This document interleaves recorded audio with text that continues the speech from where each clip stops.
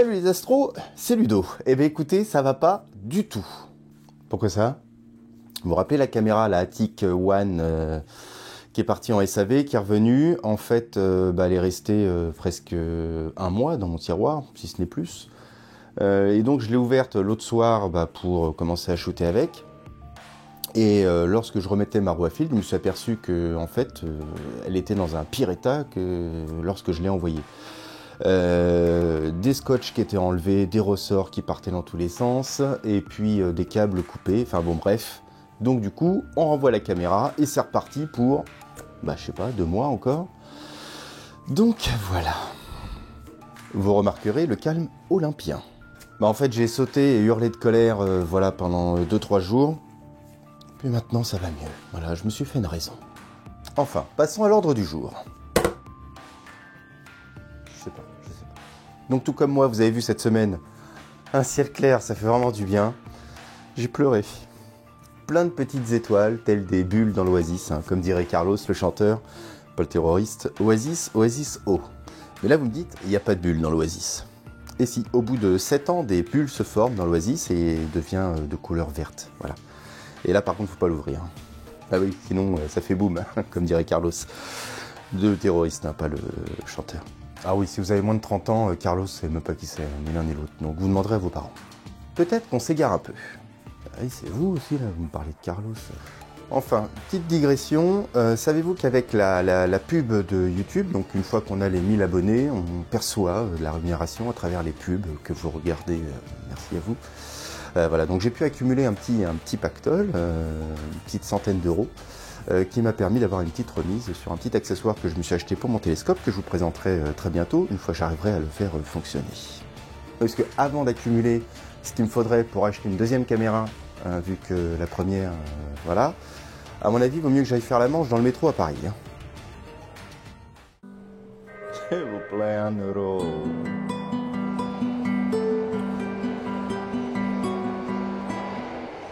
Il en faut 2. Ah, salut madame. S'il vous plaît, monsieur, 1 euro. Et pourquoi faire? C'est pour être un peu plus près des étoiles. Prends la carte gold? Va foder, caray. Mais c'est qu'il est vilain. Désolé, je ne sais pas faire le roumain. Alors, tout ceci n'a aucun sens, parce qu'aujourd'hui, nous allons nous approcher quelque peu de PixInsight. Donc, naguère, jadis, parce que c'était il y a très longtemps maintenant, j'avais donc utilisé la caméra pour faire quelques prises de vue sur une petite nébuleuse que j'aimerais vous présenter au travers d'une retouche simple, enfin un traitement simple sur PixInsight. Ceux qui ne connaissent pas pourront déjà voir un peu comment fonctionne le logiciel. Enfin, trêve de blabla et allons sur PixInsight. Il faudrait peut-être que je retrouve les petites pilules que le médecin m'a données. Bon, écoutez, le ciel est voilé, c'est mort. Attention, je n'ai rien contre le voile.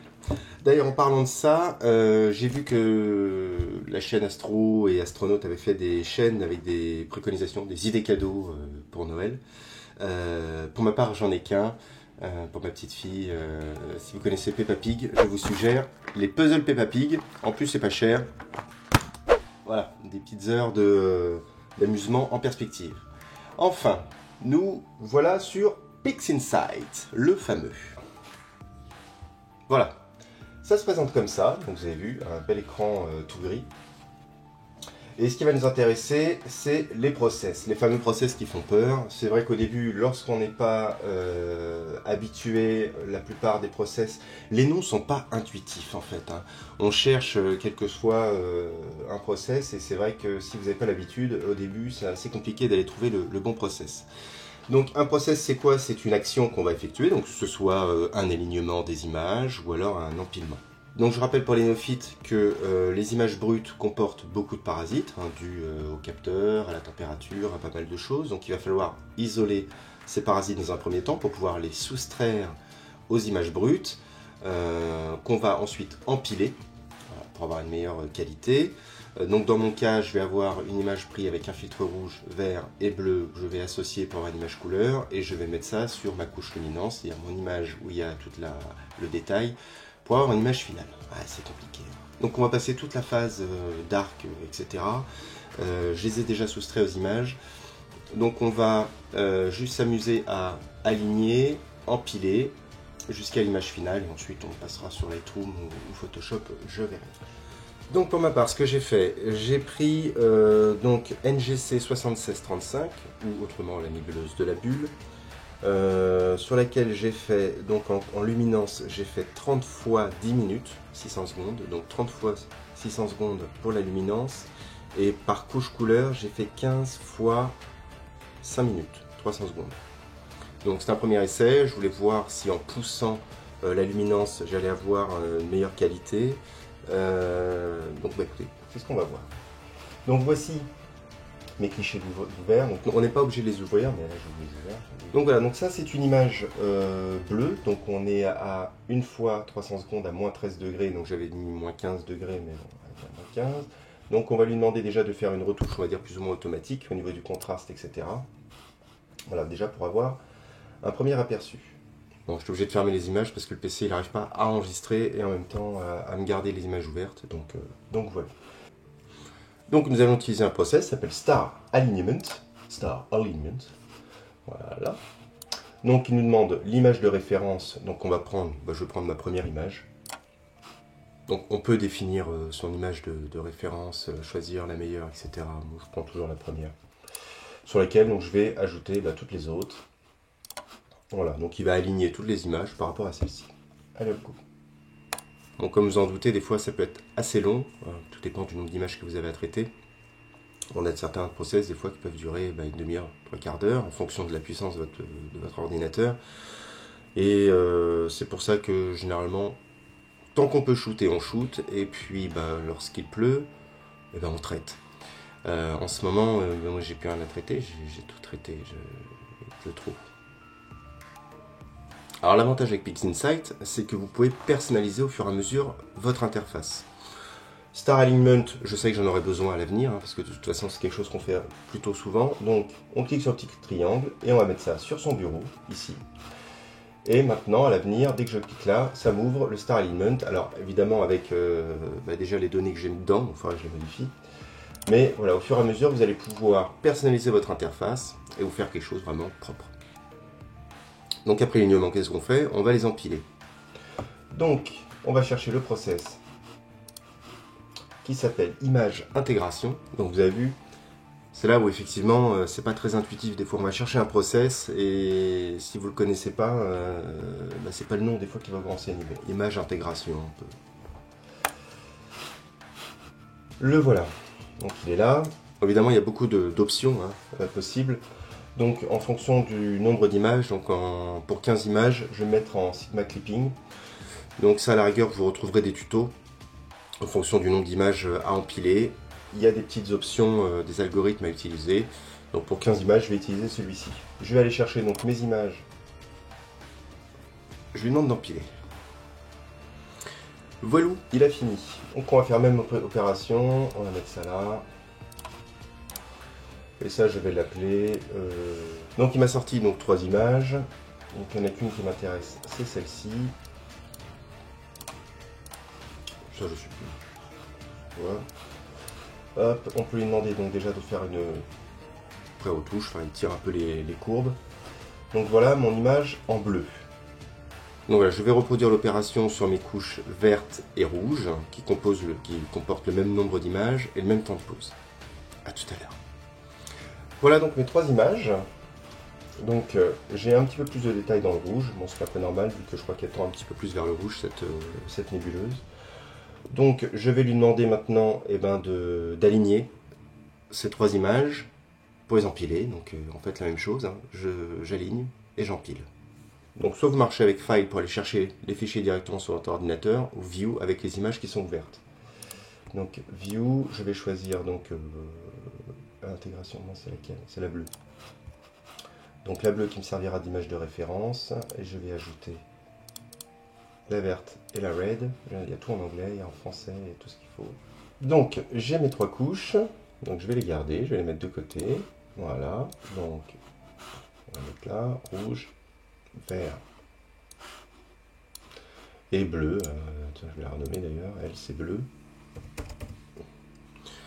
Donc pour la couche couleur, je suis à 15 fois 5 minutes, ce qui nous fait 75, donc 1h15 de temps de pause par couche couleur, donc 2h30, 3h45 au total.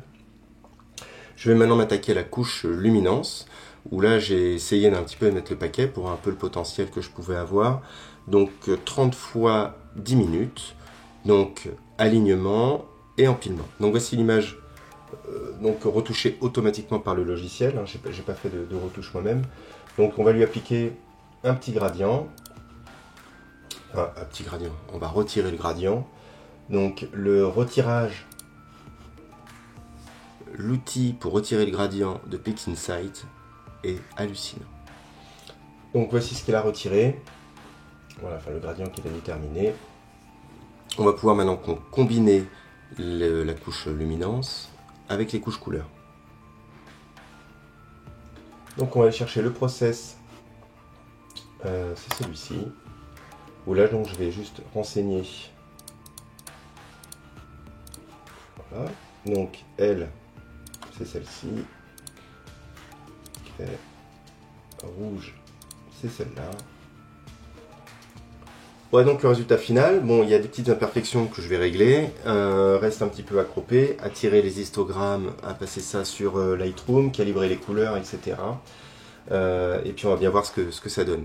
Pour en revenir un petit peu au menu personnalisable, je vous présente un petit peu donc le menu que j'utilise, les icônes, enfin je sais pas comment on peut dire, le menu que j'utilise.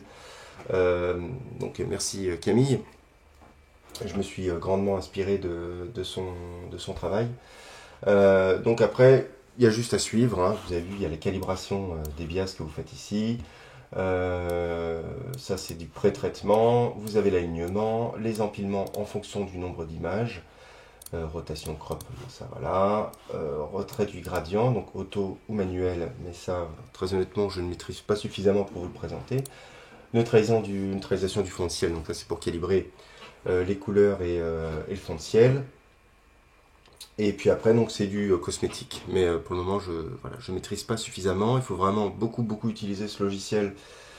Déjà pour reconnaître un peu les icônes, enfin les process, et savoir les utiliser à bon escient. Il y a nombre de tutos sur internet, je ne sais pas si vous avez vu. Il y en a quand même beaucoup. Donc une fois que vous en tenez un, il faut le travailler. Et puis au fur et à mesure, vous vous rendez compte que PixInsight, c'est quand même un outil assez complet. Très puissant, parce que ça permet de faire énormément de choses. Enfin bon. Voyons donc cette image.